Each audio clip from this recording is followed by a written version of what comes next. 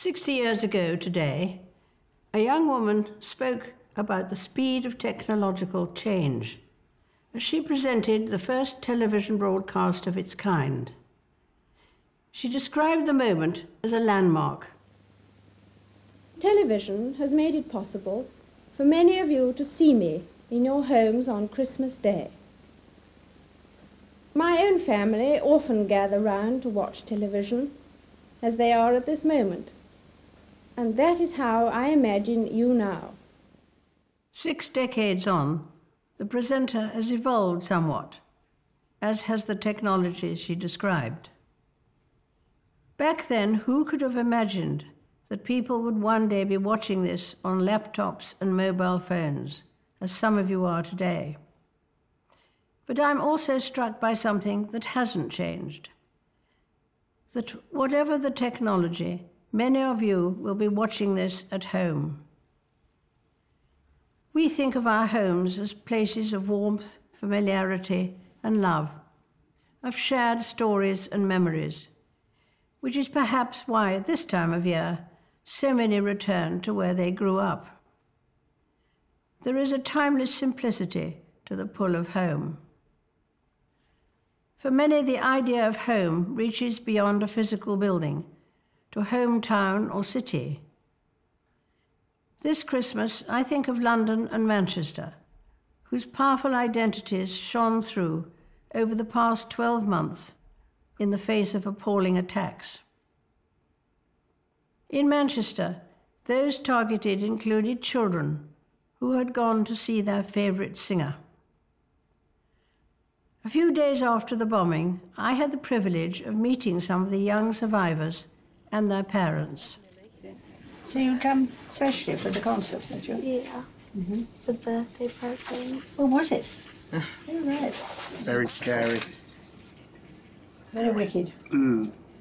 And, to target that sort of thing. Yeah. You know. Yeah, it's awful, but hopefully they'll mend. Yes. We'll get better. But it's very interesting how everybody has united, haven't they, here? It's been amazing, really. Mm. I described that hospital visit as a privilege because the patients I met were an example to us all, showing extraordinary bravery and resilience. Indeed, many of those who survived the attack came together just days later for a benefit concert. It was a powerful reclaiming of the ground and of the city those young people call home. We expect our homes to be a place of safety, sanctuary even, which makes it all the more shocking when the comfort they provide is shattered. A few weeks ago, the Prince of Wales visited the Caribbean in the aftermath of hurricanes that destroyed entire communities. And here in London, who can forget the sheer awfulness of the Grenfell Tower fire? Our thoughts and prayers are with all those who died and those who lost so much. And we are indebted to members of the emergency services who risked their own lives this past year, saving others. Many of them, of course, will not be at home today because they are working to protect us. Reflecting on these events makes me grateful for the blessings of home and family, and in particular for 70 years of marriage. I don't know that anyone had invented the term platinum for a 70th wedding anniversary when I was born. You weren't expected to be around that long. Even Prince Philip has decided it's time to slow down a little, having, as he economically put it, done his bit.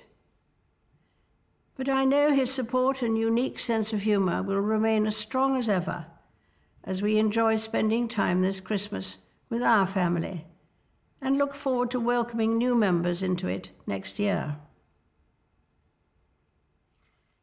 In 2018, I will open my home to a different type of family, the leaders of the 52 nations of the Commonwealth, as they gather in the UK for a summit.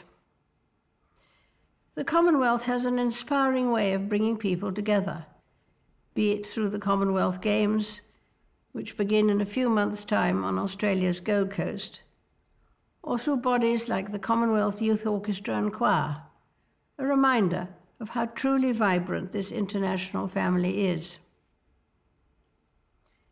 Today, we celebrate Christmas, which itself is sometimes described as a festival of the home.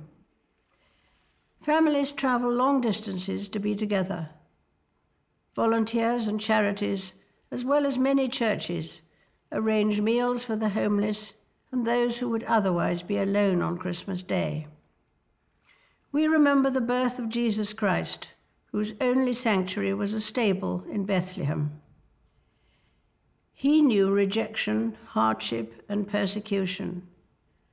And yet it is Jesus Christ's generous love and example which has inspired me through good times and bad. Whatever your own experience is this year, wherever and however you are watching, I wish you a peaceful and very happy Christmas.